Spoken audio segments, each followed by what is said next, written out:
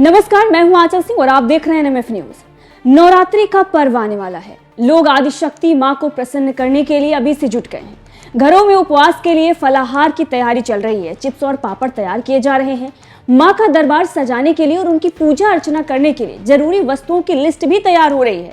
और इसी बीच यूपी की जनता को सीएम योगी आदित्यनाथ ने एक बड़ा तोहफा दे दिया है। जी हां, सीएम योगी आदित्यनाथ ने ऐलान कर दिया है कि उत्तर प्रदेश के मंदिरों और शक्तिपीठों में रामायण और दुर्गा सप्तशती के पाठ का आयोजन किया जाएगा।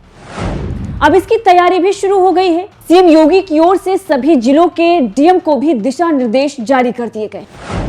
डीएम को इस आयोजन को जिला, तहसील और ब्लॉक स्तर पर कराने के निर्देश दिए गए हैं। इसके साथ ही आपको यह भी बता दें कि इस आयोजन के लिए सीएम योगी ने हर जिलों को 1-1 लाख रुपए देने का ऐलान भी कर दिया है। अब ये जो बड़ा फैसला योगी सरकार की तरफ से लिया गया है, इसका संदेश साफ है। अखिलेश की सॉफ्ट हिंदुत्व वाली राजनीति का खात्मा। जी हां, योगी सरकार ने हिंदुओं के लिए तोहफे का ऐलान कर अखिलेश को दिखा दिया है कि आने वाले दिनों में उनकी जो सॉफ्ट हिंदुत्व वाली राजनीति है वो नहीं चलने वाली। अब जैसा कि आप सभी जानते हैं, रामचरितमानस पर सपा नेता स्वामी प्रसाद मौर्य ने जिस तरीके से बयान दिया, उसके बाद हंगामा मच गया। हिंदू सपा पर आक्रोशित हो गए थे और जगह जगह पर मंदिरों में अखिलेश यादव और सपा का बहिष्कार हो रहा था। अब ऐसे में अखिलेश यादव ने मंदिर मंदिर भ्रमण करना शुरू कर दिया और इसके साथ ही हिंदुत्व वाली राजनीति करनी भी शुरू कर दी। उसके बाद से ही लगातार वो सॉफ्ट हिंदुत्व की राजनीति कर रहे हैं। अखिलेश यादव सॉफ्ट हिंदुत्व के जरिए भाजपा की हिंदुत्व वाली राजनीति को घेरने की कोशिश भी कर रहे हैं। लेकिन अब योगी सरकार ने ऐसा दांव चल दिया है कि लोकसभा चुनाव 2024 से पहले अखिलेश यादव के सारे मंसूबे ध्वस्त हो गए हैं।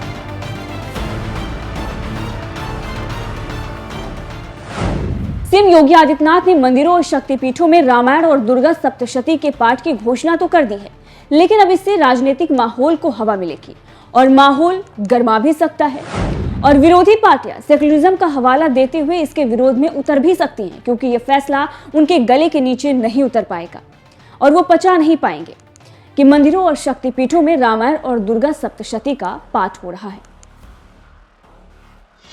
क्योंकि कोविड काल में लगे लॉकडाउन में हमने ये देखा था कि कैसे टीवी पर रामायण के प्रसारण का विरोध ये विपक्षी पार्टियां कर रही थी, लेकिन भाजपा लोगों के दिलों में अपनी पकड़ और भी मजबूत करने में कामयाब हो जाएगी और हिंदुत्व की जो छवि है वो और भी निखर कर आएगी। इसके साथ ही अब बात करते हैं सीएम योगी आदित्यनाथ के फैसले की। जी हां, सीएम योगी आदित्यनाथ ने मंदिरों और शक्तिपीठों में रामायण और दुर्गा सप्तशती के पाठ के आयोजन के लिए हर जिले को 1-1 लाख रुपए फंड देने की घोषणा कर दी है। रामनवमी के दिन मंदिरों में इस योजना के तहत अखंड रामायण का पाठ कराने की घोषणा की गई है।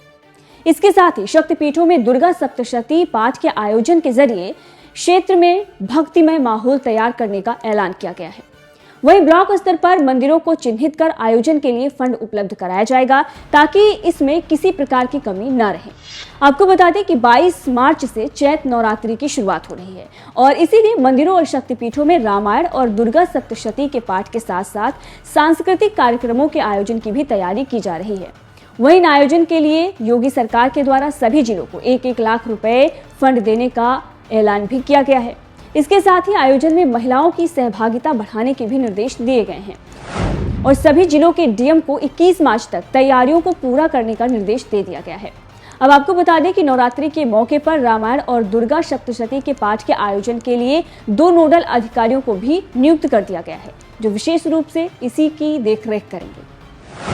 वो हर जिले में आयोजन को सफल बनाने के लिए जो कार्य हो रहे हैं उस पर, उन कार्यों पर नजर रखेंगे।